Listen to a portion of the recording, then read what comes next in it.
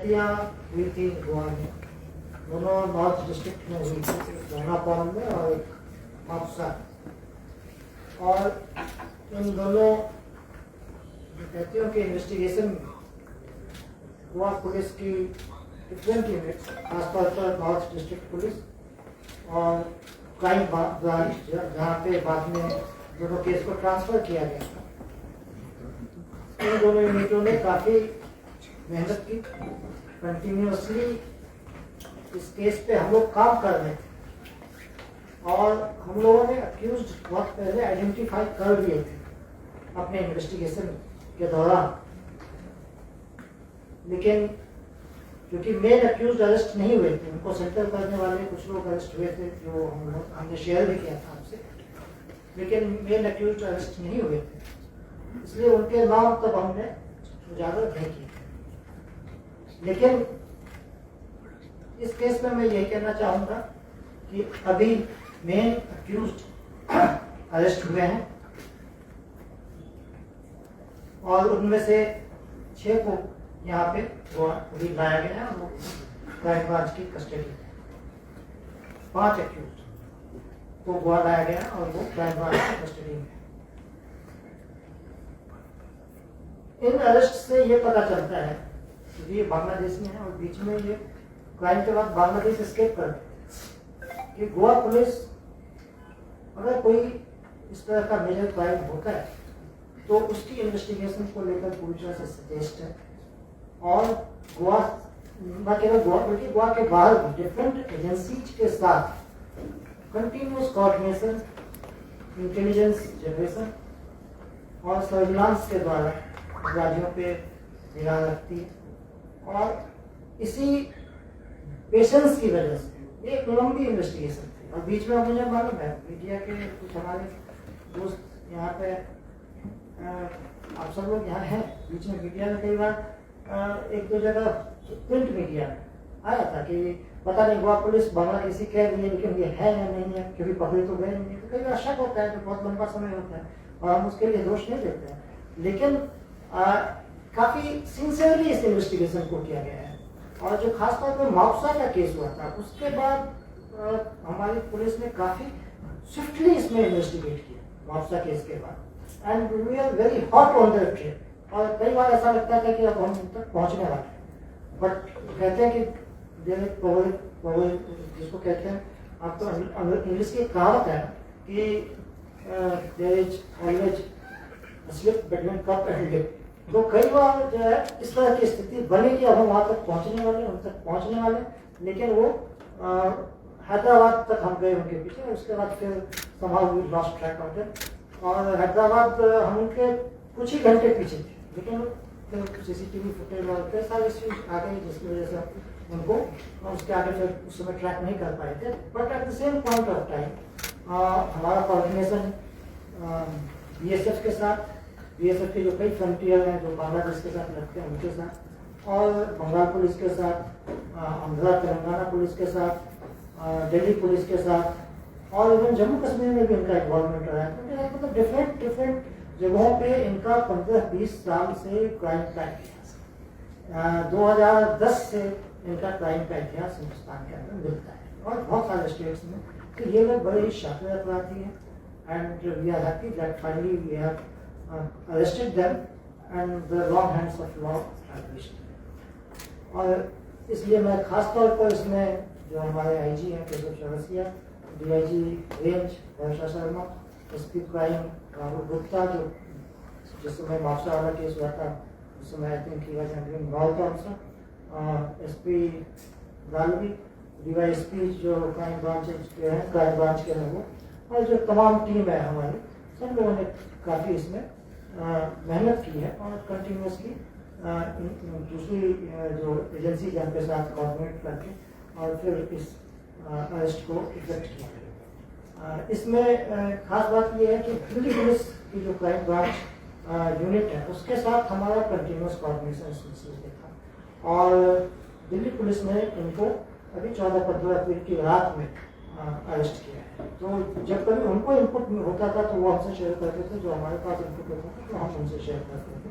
And finally Delhi police crime branch was successful in getting them in Delhi, and वो फिर उसके बाद हमारे साथ उन्होंने शेयर किया और उसके बाद हमारी टीम अभी उनको लेके आई है वहाँ से दिल्ली से लेके आई है। बाकी फर्दर डिटेल इस केस के बारे में SP करेंगे। Thank you so much, sir, for your continued guidance and support. Sir, these cases were heinous in nature and which shook a lot of, which created a lot of turmoil in Goa. So we had taken these cases very seriously. जब पहला case भी report हुआ था दोना बोला का, उस समय भी नॉर्थ डिस्ट्रिक्ट क्राइम ब्रांच की टीम साथ में काम कर रही थी। फिर उसके बाद मापसा का केस जब हुआ था रिपोर्ट, डी सर ने बताया कि बहुत स्विफ्टली हमने काफ़ी सारी चीज़ें इसमें विद इन 24 आवर्स हमने उसको ऑलमोस्ट आइडेंटिफाई कर लिया था। उसके पीछे हम ट्रेल बना के लगे हुए थे, कुछ ही घंटों की डिस्टेंस थी, लेकिन वो समहाउ हैदराबाद में CCTV फुटेज हमको मिला नहीं। बस स्टैंड तक हमने उनका मूवमेंट ट्रैक कर लिया था, लेकिन बस स्टैंड के आगे हम बढ़ नहीं पाए थे। तो अभी हमको पता चला है कि उसके आगे भी उन्होंने कुछ कहीं और से बस पकड़ी थी हैदराबाद के किसी आउटर एरिया से, and then they move towards Bangladesh. हमारी टीम वहाँ पे कोलकाता में भी हमारी टीम स्टेशन थी उस समय की, लेट्स से अगर वो कोलकाता पहुँचते हैं ट्रेन से, हमारे पास फोटोज ऑलरेडी थे, तो सारी ट्रेन जो यहाँ से हैदराबाद या बैंगलोर से आ रही थी, उन सारी ट्रेन से हम लोग चेकिंग करवा रहे थे उस समय RPF की मदद से। गुवाहाटी में भी एक टीम स्टेशन की थी हमने एक टीम मेघालय में भी भेजी थी, हमको इनपुट था कि मेघालय से क्रॉस कर सकते हैं। तो वहाँ पे भी हमने एक टीम रखी हुई थी कि वहाँ के जो एजेंट्स होते हैं जो कि सो कॉल्ड इलीगल नेटवर्क चलाते हैं, उन पर पूरी निगाह रखी हुई थी लोकल पुलिस की मदद से। तो कई तरीके से हमने एफर्ट किया था, लेकिन finally with the help of Delhi police ये हमारे सारे एफर्ट सक्सेसफुल हुए हैं। क्योंकि कोई भी केस अगर होता है इस तरीके का, तो सबसे बड़ा चैलेंज होता है अक्यूज को आइडेंटिफाई करना। अक्यूज को हम आइडेंटिफाई करते हैं, उसके बाद फिर बात आगे बढ़ती है। जनरली अक्यूज इतने शातिर थे कि इन्होंने जो घर चूज किए थे, those were in isolated areas जहाँ पे CCTV आसपास CCTV नहीं था, और जिन घर के अंदर भी जब इन्होंने डकैती अंजाम दी, उसके बाद वहाँ के CCTV का DVR भी उठा के ले गए। तो उनको आइडेंटिफाई करना बड़ा ही मुश्किल था कि आप जनरली रिलाय करते हो कि CCTV फुटेज कहीं से मिल जाए, उसके बाद कहीं पे कोई अगर नॉन अक्यूज होता है तो कोई ना कोई बता देता है कि हाँ सर वो इस तरीके का एक वो कबाड़ी वाला है जो कि आता है यहाँ पे, उसने शायद किया हुआ, लेकिन कोई इसमें आई विटनेस नहीं था, कुछ नहीं था, मास्क वगैरह पहने हुए थे लोग। So it was a very challenging case, one of the most challenging cases that we have seen in our careers. So cracking it, identifying the accused and reaching to the result is a huge achievement for Goa Police and the leadership of our DGP sir. I'll just narrate in a few details. जैसे मैंने बताया उस समय Goa police की team particularly Mapusa की डकैती के बाद बेलगाम, बीजापुर, बैंगलोर, हैदराबाद, कोलकाता, दिल्ली, गुवाहाटी, त्रिपुरा, मेघालय, इन सब जगहों पर स्टेशन थी। काफी सारे हमारे ऑफिसर्स पोरबंदर पुलिस स्टेशन से लेके मापसा, कोलवाले, कलंगुट, पणजी, सारे पुलिस स्टेशन को हमने उस समय मोबिलाइज किया था नॉर्थ डिस्ट्रिक्ट की, और क्राइम ब्रांच की टीम्स भी इसमें मल्टीपल टीम्स एक साथ काम कर रही थी। बहुत अच्छा कोऑर्डिनेशन था and we are very hopeful कि रिजल्ट मिलेगा। टेक्निकल सर्विलेंस पूरा किया गया, CCTV फुटेजेस जहाँ जहाँ मिले, बस स्टैंड, रेलवे स्टेशन, जहाँ जहाँ इनके फुटप्रिंट मिले, वो सब हमने आइडेंटिफाई किया, और वो फुटेज बहुत क्रूशियल साबित हुए, क्योंकि उन्हीं फुटेजेस की वजह से हम अक्यूज आइडेंटिफाई कर पाए। वो उन फुटेजेस में हमको वो फोटोज मिले जो बस स्टैंड पे, उनको हमने मैच कराया प्रीवियस क्रिमिनल रिकॉर्ड्स के साथ, और जो जितने भी हमारा इंटेलिजेंस नेटवर्क होता है, आपको पैन इंडिया इंटेलिजेंस नेटवर्क है पुलिस का, उसमें हमने शेयर किया इन्फॉर्मर्स के साथ, उन्होंने हमको आइडेंटिफाई करने में मदद की। तो इस तरीके से उनको एक बार आइडेंटिफाई कर लिया, फिर उनके पीछे लगे, बट वो जब तक हम पकड़े जाते वो फिर बांग्लादेश एस्केप कर गए थे। तो दैट वाज द चैलेंज। फिर उसके बाद लेकिन कभी वी वर वेटिंग कि कभी ना कभी they will come back and we will nab them. इसके हमने सारा बैकग्राउंड सारी स्टेट पुलिस के साथ और CAPF के साथ शेयर किया था। अक्यूज जिसमें आइडेंटिफाई किए गए थे, मैं उनके नाम आपको बताना चाहता हूँ। Mohammad Nasir, son of Muslim Khan, resident of Morelganj, Bangladesh. Second, Noor Islam alias Nadeem Khan, son of late Naseem Khan, Morelganj, Bagerhat, Bangladesh. Mohammad Saiful Islam, son of Abdul Rahim Malik, resident of Basandol, Bagerhat, Bangladesh. Fourth है Sohel Khan, son of Habibur Rahman, Morelganj district, Bagerhat, Bangladesh. Fifth है मोहम्मद सुमन हलदार, इलियास बाबू, Ilyas Pappu, son of Mohammad Lutfar, resident of Chota Pari village, district Bagherhat, Bangladesh. Sixth है Zakir Hauladar, son of Himayat Hauladar, resident of village Uttara Badal, PS Sarankhela, Bagherhat, Bangladesh. ये सारे accused इनमें से 5 हमने अभी custody में ले लिए हैं। तो इसने जब उस समय जब केस रजिस्टर हुए थे तो आइडेंटिफिकेशन के बाद हमने जिन जिन लोगों ने इनको हेल्प की थी उनको हमने अरेस्ट किया। और जैसे दोनापोला वाले केस में हमने एक अक्यूज को अरेस्ट किया था, महमूद सन ऑफ याकूब, जो कि कलमगुट में कारपेंटर का काम करता है। और हमको ये समझ में आया था इन्वेस्टिगेशन में कि जो हमारा अक्यूज है, one of the main accused इस केस का जो है नदीम खान, नूर इस्लाम एलियास नदीम खान, वो इसके पास रुका था डकैती से 1-2 दिन पहले। और वहां पे उसने इसके साथ पैसे भी लिए थे। याकूब महमूद ने उसको मनी ट्रांसफर भी किया था और उसको रेकी करने में भी हेल्प की थी। तो इस ग्राउंड पे हमने उसको अरेस्ट किया था और उसको 30 अक्टूबर 2025 को दोनापोला वाले केस में अरेस्ट किया था। और नेशनलिटी उसका ये यूपी नेटिव है, नेटिव ऑफ यूपी। ये दोनों कोलवाले जेल में साथ में थे। जो महमूद है ये भी एक असॉल्ट के केस में कोलवाले जेल के अंदर था, वरना का एक केस था। और उसी समय नूर इस्लाम जो है वो भी एक फोंडा के एटीएम ब्रेकिंग के केस में कोलवाले जेल में था। तो वहां पे इनकी दोस्ती हुई थी, मैं उसके बारे में बताने वाला था। यानी ये अक्यूज पहले भी कंप्लीट करने पड़ा। तो नूर इस्लाम और महमूद दोनों कोलवाले जेल में बंद थे। मैं आपको नदीम की हिस्ट्री थोड़ी बताऊंगा। During the course of investigation master डकैती, it was identified that other main accused जो सैफुल, जो मैंने नाम लिया था आपको, अक्यूज नंबर 3, सैफुल बैंगलोर में काम करता रहा है, 5-6 साल बैंगलोर में रहा है और उसने वहां पे लेबर का, क्लीनिंग का, ये सब काम वहां पे किए हैं। और वहां पे जो इसके रिश्तेदार थे जो कि इसको शेल्टर देते रहे हैं, और ये डकैती जो माफसा की डकैती हुई थी उसके पहले भी ये इन्होंने इसकी हेल्प की थी, तो उनको हमने इसमें अरेस्ट किया था। उनका नाम था mister Raju B son of Babu, और दूसरा था मिस्टर सफीकुल सन ऑफ रोहुल अमीर। इन दोनों को 14 अक्टूबर को माफसा वाले केस में हमने अरेस्ट किया था। उसके बाद चूंकि ये अक्यूज एब्सकॉन्डिंग थे, मेन अक्यूज, तो उनको ढूंढ रहे थे हम लोग, लेकिन ये हमको पता था कि they are in Bangladesh and they will come any time. तो जनवरी में और फर्दर डीपर इन्वेस्टिगेशन के लिए डीजीपी सर ने वो केसेस क्राइम ब्रांच को ट्रांसफर किए। उसके बाद क्राइम ब्रांच की टीम डेडिकेटेडली इन पर लगी रही और हमने जो भी इनपुट्स पे शेयर किया। और जैसे सर ने बताया कि 14-15 अप्रैल की नाइट को दिल्ली पुलिस क्राइम ब्रांच ने इनको एप्रीहेंड किया आफ्टर ब्रीफ गन फायर। और वहां पे ये लोग दिल्ली में भी एक डकैती प्लान करने के लिए आए थे। तो उसमें से फिर कोऑर्डिनेशन के बाद यहाँ पे 5 को लेके आया गया है। और एक और अक्यूज जो बचा हुआ है, अक्यूज नंबर 6, जिसका नाम था जाकिर, उसको हम with in a few days उसको भी हम यहाँ पे गोवा लेके आएंगे। अभी हम इन 5 की इंटरोगेशन कर रहे हैं। कल ही हमको इनकी कस्टडी मिली है, 11 दिन की पुलिस कस्टडी मिली है। तो 11 दिन में हम इनसे जो इन्वेस्टिगेशन में हमको इंटरोगेशन करनी होगी, रिकवरी करनी होगी, और जो भी हमको डिटेल और मिल सकता है इनके बारे में वो हम इकट्ठा करने की कोशिश करेंगे। कल शाम को जब हमने इनका इंटरोगेशन किया, प्रिलिमिनरी इंटरोगेशन हमारी टीम ने इनका किया है, तो उससे जो थोड़ा बहुत हमको पता चला है, it is still going on, still I would like to share with media. It is revealed that accused crossed India-Bangladesh border from Meghalaya side and entered into India.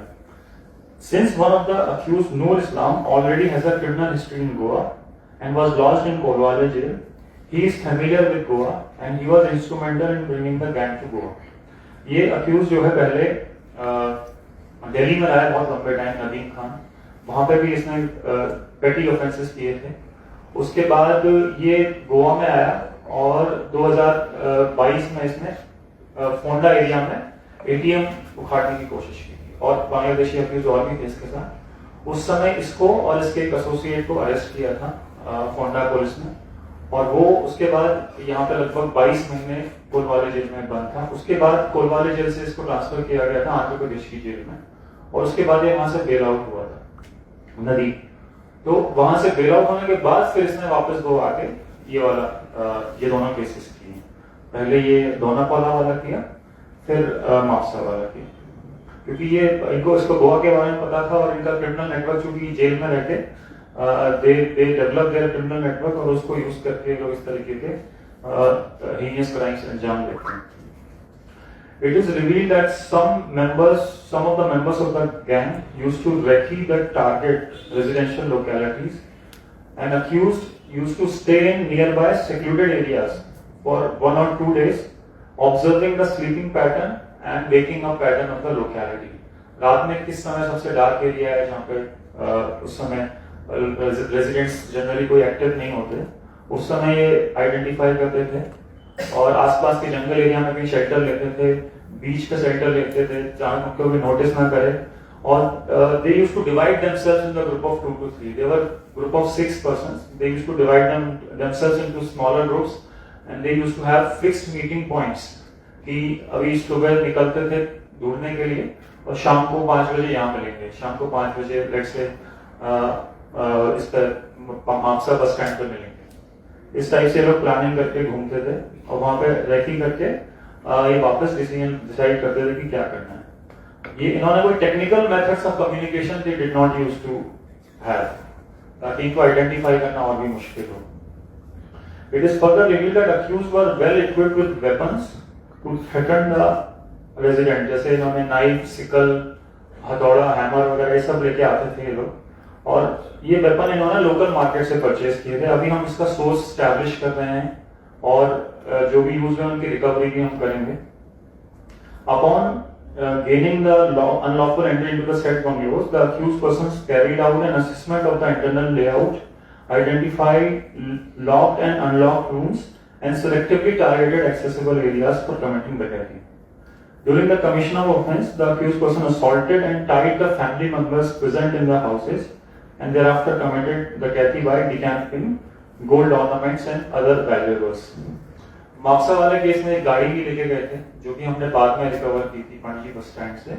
वो विद इन 3 आवर्स हमने recover कर ली थी. तो उससे हमको fingerprint भी मिले थे अक्यूज के, जो कि बहुत क्रूशियल साबित हुए थे आइडेंटिफाई करने में. तो ये सारी अब क्राइम ब्रांच इसमें फर्दर इंटरोगेशन करेगी और रिकवरी करने की कोशिश करेगी. ये सारी टीम जो सर ने जैसे बताया कि डीजीपी सर की गाइडेंस में IGP sir Chaurasia sir, DIG range madam Varsha Sharma madam, इनके सुपरविजन में, and crime branch team of DYSP crime branch Dalvi Suraj, Datta Guru Sawant, Tushar Lotlikar, Mahesh Gadekar, Kishore Ramanand, and other staffs of crime branch. They have worked diligently in this case, and also North District officers Nikhil Palekar जो कि यहाँ बैठे हुए हैं, यशवंत मांद्रेकर, अजय धूरी, बाबलो परब, विराज कोरगांवकर, इन लोगों ने उस समय बहुत अच्छा काम किया था. इनफैक्ट पीआई पणजी विजय शोलंकर, उन्होंने भी बहुत मेहनत की थी इस केस में. सुदेश एसडीपीओ पणजी जो है, इन्होंने सुपरवाइज किया था अच्छे से इस केस को. एसडीपीओ मापसा जो उस समय थे विल्सन डिसूजा, उन्होंने भी काफी एफर्ट्स इसमें पुट इन किया था. और it's was a collective team effort. तो ऐसा किसी को पिन पॉइंट करना बड़ा मुश्किल है. सबने बहुत मेहनत किया. सारे पुलिस स्टेशन की टीम जैसा मैंने बताया इस केस में लगी रही before this case was transferred to crime branch. अभी पूछेंगे इनसे, पूछताछ जारी है. So far, what is the recovery? So far, any recovery is there? अभी इन्होंने बताना शुरू किया है कि वेपन कहाँ से लिया है इन्होंने. अभी पूछताछ करने की कहाँ छुपाया है इन्होंने, क्योंकि डंप किया था सामान, तो वो लेके देखना पड़ेगा कहाँ पे डंप किया था इन्होंने. So No, there, weapons का बात छोड़ो, लेकिन what is माल क्या रिकवर किया? अभी इसके बारे में चालू है इन्वेस्टिगेशन का, इंटरोगेशन. उसमें जैसे ही मिलेगा तो we will share with the media. Obviously we will. दो अलग-अलग केस में कितना चोरी हुआ था? ये दोनापाल में कितना हुआ है और मापसा में कितना? दोनापोला में लगभग 35 लाख का सामान था और मापसा में 20 लाख का मापसा में. so they were using any firearms like Firearms. But still we will ask them. और केस हो सकते हैं उसके गोवा में या 2 ही केस? डकैती इस तरह के केसेस तो 2 ही हैं और अक्यूज्ड उनसे पूछताछ करेंगे. मे बी और अक्यूज्ड का प्रीवियस इन्वॉल्वमेंट निकल गया है, वो पता चलेगा धीरे-धीरे. So you देखो में same yes same. So the person उसका पैसा कितना देना बोल रहे हैं? किसका? आपको लोकल वाला यूपी वाला 4,000 रुपए. 4,000 रुपए 4,000 रुपए उसने उसको दिया था. इतने में अब क्रिमिनल के तो इतना ही चाहिए होता है। सर बांग्लादेश से आ करके इंडिया में गोवा तक क्यों पहुंचते थे? बीच में बहुत सारे और दूसरे स्टेट हैं So, जहाँ पे- क्या है, जैसे मैंने बताया, नदीम खान जो है वो पहले गोवा में जेल में रहा है। उस समय उसने हमने उससे पूछताछ की, उस समय उसको कोई दिल्ली का कोई दोस्त था उसका, वो उसको गोवा लेके आया था। तो मतलब इस तरीके से इनका नेटवर्क है, और ये यहाँ पे कुछ भी फैमिलियरिटी की वजह से नदीम खान ये एटीएम एटीएम ब्रेक कर, उसमें से एक को गोली लगी थी दिल्ली पुलिस इनकाउंटर में। हाँ, वो रुस्तम था उसका। ये नदीम ही है? नहीं, वो रुस्तम था। रुस्तम वो इस केस में इन्वॉल्व नहीं है। So how he got connected with the ये Bangladeshi? रुस्तम जो है, जो आप बोल रहे हैं ना, वही मतलब दिल्ली और गोवा के बीच में बहुत इंपॉर्टेंट लिंक है इनके बीच। तो दिल्ली, रुस्तम जो है दिल्ली का रहने वाला है, दिल्ली में मोस्टली रहा है वो, और अभी गोवा में उसका काम करता था। मतलब पिछले कुछ सालों में गोवा में उसका कबाड़ी वाला काम करता था। इस केस में है कुछ इन्वॉल्वमेंट? इस केस में नहीं, अभी तक तो नहीं बना। सर अब जिन एक्यूज पकड़े हैं, दो धनापावला डकैती और मापसा डकैती, ऑल आर सेम पर्सन? अभी तक तो सेम ना, बाकी पूछताछ The same group and they have a chain like from Delhi to Goa. They have a what? Chain, I mean connection from Delhi to Goa. सबका नहीं है ये, बेसिकली अभी तक तो हमको नदीम का लगा है, इसका लिंक है दिल्ली तो गोवा के बीच में।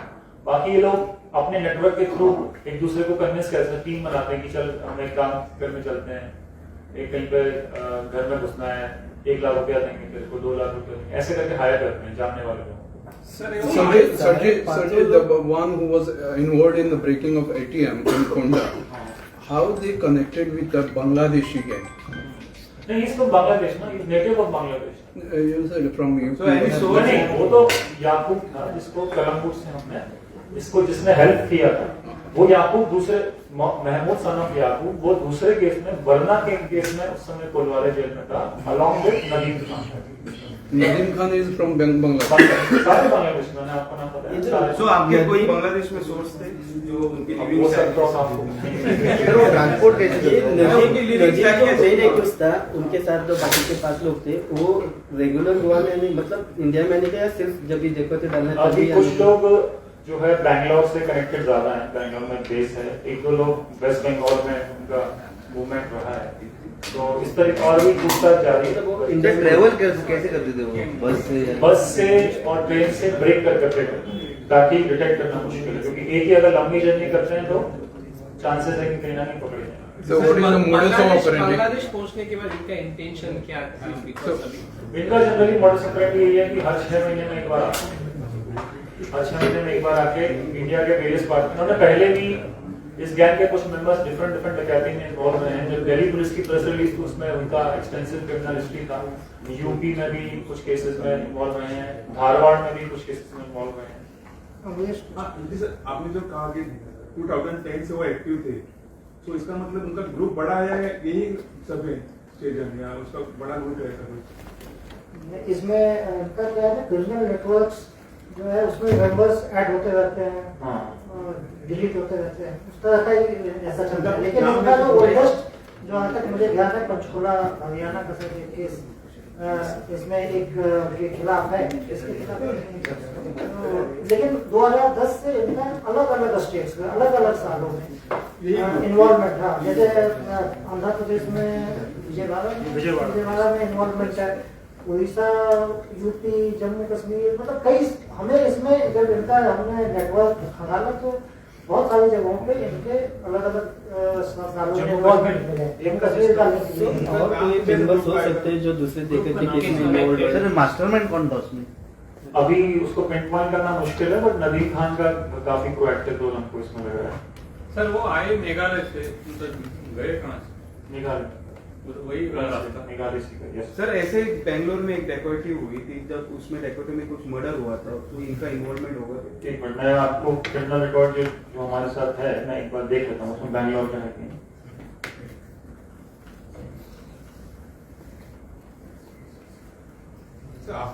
अभी इसमें बोलना मुश्किल है। 397 का एक केस है 2017 का जो आप बोल रहे हैं, मे बी वही केस की आप बात कर रहे हो। So after these 2 cases, we heard that there was separate patrolling pattern you had devised to just keep a watch on such kind of antisocial element. So how far it is working, and is there any changes made currently, or it is same project? Patrolling जो है हम लोगों ने शाम के 6 से लेके और रात में 12 बजे तक, और फिर उसके बाद एक और शिफ्ट 12 बजे रात से सुबह के 6 बजे तक ये deploy across north and south Goa, SP north and south के सुपरविजन में किया था, एंड उसके अच्छे रिजल्ट्स आए हैं। ऑफ कोर्स प्रोपर्टी क्राइम्स जो है उसमें अगर हम देखें कोई मेजर उसके बाद से मुआवजा डकैती के बाद से नहीं हुआ है, और बीच में अगर कहीं हाउस ब्रेकिंग वगैरह की घटनाएं होती है तो उसको तेजी से हम लोग डिटेक्ट भी कर रहे हैं। तो पेट्रोलिंग में जो है ये मजबूत करने का एक फायदा तो हुआ है, और उसको हम कंटिन्यू भी करेंगे आगे आने वाले दिनों में। अभी हमारी जैसे बटालियन गई हुई थी चुनाव कराने के लिए, तो वो बटालियन भी वापस आई है, आधी तो वापस आ गई, और अभी फर्स्ट वीक ऑफ मई से ही दोबारा से हम आया बटालियन को भी जो सेंसिटिव एरियाज हैं क्राइम के हिसाब से वहाँ पे फिर से स्ट्रेंथन करने पेट्रोलिंग करना। So furthermore, investigation you have asked the family of Mapsa and Donatola, this thing, they have come to give any identification or something? अभी ये सब जो प्रोसीजर है सब फॉलो किया जाएगा, इन्वेस्टिगेशन के जो स्टेप्स होते हैं सब हम फॉलो करेंगे, और समय समय पर आपको सूचना भी। सर आपका ये पेट्रोलिंग और नाकाबंदी ज़्यादा से ज़्यादा सिटी में और नेक्स्ट टू द सिटी में रहता है, so now will improve to village side और सम अदर इंटरनल रोड्स और समथिंग। क्राइम पैटर्न के एनालिसिस के हिसाब से यूजुअली डिप्लॉय करते हैं कि क्रिमिनल का मूवमेंट किस रूट पे हो सकता है, क्राइम का पैटर्न कहाँ पे है, कहाँ पे टारगेट करते हैं, उस हिसाब से हम लोग डिप्लॉयमेंट करते हैं, और अगर उसमें पैटर्न में कहीं चेंज आता है तो उसके हिसाब से उसको रिसेट करते हैं। हम लोग कंटिन्यूस एक प्रोसेस है, इसलिए डायनामिक प्रोसेस। तो हम ये नहीं कहेंगे कि अगर यहाँ पे नाका लगाए तो पूरे साल यही नाका लगेगा, चेंज हो time of patrolling can also change, so depending on crime pattern movement of patrol we keep at the same point of time we will again request citizens कि जो सर्वेंट वेरिफिकेशन है, जैसे हमने बैना केस में देखा, बैना के केस में काम किया हुआ था व्यक्ति जो इन्वॉल्व था उनके में, तो ये बहुत इंपॉर्टेंट है। Servant and tenant verification is extremely important, क्योंकि जो भी लोग ऐसे हैं जो अनआइडेंटिफाइड हैं, अनवेरीफाइड हैं, और स्टेट में क्योंकि बहुत सारे लोग आते हैं यहाँ पे रोजगार की तलाश में आते हैं, तो criminals can also mix with them, and फिर उस तरीके से वो करते हैं। तो इसलिए इस पे निगाह रखना, और पुलिस को किसी भी तरीके की सस्पिशियस मूवमेंट एक्टिविटीज की जानकारी देना सोशल मीडिया के माध्यम से भी दे सकते हैं। टेक कॉग्निजेंस, क्योंकि हमारा जो सोशल मीडिया का सेल है वो कंटिन्यूसली देखता है सिटीजन्स जो भी पोस्ट करते हैं, गवर्नमेंट उसको ट्रैक करते हैं कि किस चीज़ के बारे में, and we always we are very prompt in responding to that also, action लेके भी और लोगों को जवाब भी देते हैं। तो सिटीजन्स के कॉपरेशन से we can further strengthen the security blanket in the state. Sir कितने केसेस हैं उसके इंडिया भर में, कितने इन्वॉल्वमेंट किसके, नदी के सारे? नहीं, गैंग के, गैंग बांग्लादेशी गैंग। अभी इसमें 6 केसेस का हमारे पास रिकॉर्ड है। Sir, is there any demand from those, the request from those states to hand them over to them? हम ऑलरेडी दिल्ली पुलिस ने जब इनको अरेस्ट किया था तो सारे स्टेट जहाँ जहाँ ये वांटेड है वहाँ सबको वायरलेस चला गया था, तो 1 by 1 अलग अलग स्टेट्स की लोगों की कस्टडी लेंगे। पहले हमने गोवा पुलिस जो कि प्रोमिनेंटली इस पे काम कर रही थी तो हमने इनकी कस्टडी ली है, आगे और स्टेट पुलिस की कस्टडी ली। So, Beside to where are the other states of this thing force? आपने बोला 6 केसेस है, अभी तक 6 का रिकॉर्ड है, बट गोवा में 2 और बाकी तो कौन? बाकी बैंगलोर में है, हुगली में है, विजयवाड़ा में है, और पंचकुला में, जैसे सर ने बताया सर। तो यही 4 लोग इन्वॉल्व है और कोई इन्वॉल्व है? अभी तक तो इतना ही है, अभी आगे इन्वेस्टिगेशन, अभी इंटरोगेशन जारी है, अगर नाम आएगा तो हम उसको भी सर जैकेट को क्यों नहीं लाया? उसको अभी पुलिस कस्टडी में, बिकॉज ऑफ टेक्निकल रीजन, जब तक कोई अक्यूज पुलिस कस्टडी में होता है तो उसका ट्रांसफर वारंट नहीं होता है। जब वो जुडिशियल कस्टडी में लॉज करेगी Delhi police, But he is involved in this. ये अभी तक प्राइमा फेसी जितना हमारे पास एविडेंस है इन्वॉल्व, उसको लाएंगे और इंटरोगेशन करेंगे। बांग्लादेश से इंडिया कैसे पहुंचते थे इलीगली? बॉर्डर क्रॉस करके। लेकिन Is there any agent checks? Sir आप ये इंटरोगेशन में हम देखेंगे कि उनका क्या था, और फिर जो कंसर्न एजेंसी है उसके साथ शेयर करेंगे कोई इनपुट इंटरोगेशन के दौरान। अभी तक तो मालूम पड़ा नहीं कि कैसे आते थे वो अभी कल ही हम लेके आए तो इंटरोगेशन तो अभी 11 दिन कस्टडी में डेफिनेटली हम लोग पूछताछ करेंगे उसमें। सर एक ग्रुप ले सब ग्रुप आप लोग पीछे आ जाओ।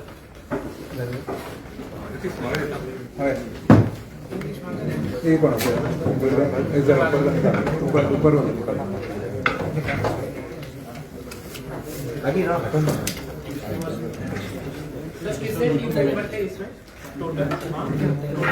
सर मार्शल आगे हूँ सर पॉसिबल सर मार्शल आगे पड़ी है तुषार सर मार्शल आगे क्लोज रहा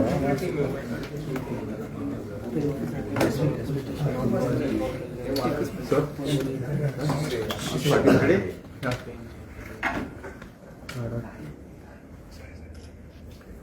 मिनिस्टर ने रिवॉर्ड एक मिनट और अमरीश एक मिनट आपका सर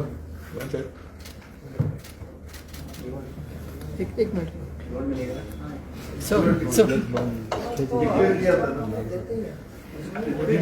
मिनिस्टर ने सेपरेटली कुछ अवार्ड रिवॉर्ड डिक्लेयर किया था मिनिस्टर ऑफ